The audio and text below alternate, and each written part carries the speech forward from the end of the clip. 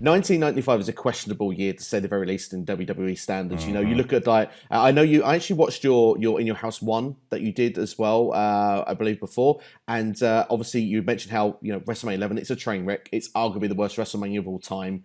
You've got Awful. King of the Ring, which is the worst King of the Ring winner of all time, politely, in King Mabel. That leads to arguably, in my opinion, the second worst SummerSlam of all time with Diesel and King Mabel. And obviously you have the Royal Rumble as well, the concept.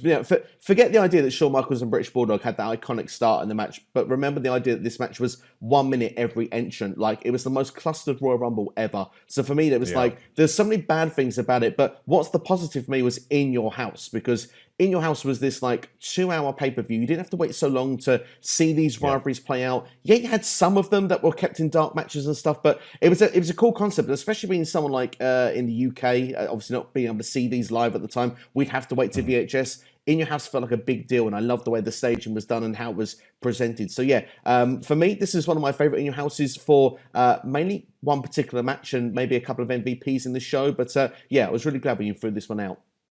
Yeah, for sure. No, totally agreed. I mean, yeah, the In Your Houses are definitely diamonds in the rough as far as 95 is concerned.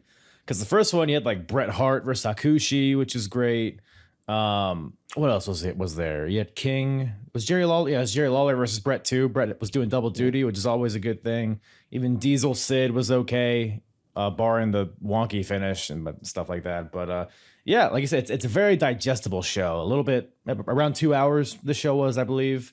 And one match in particular, which we'll get to, is definitely a standout of not only this show but the entire year.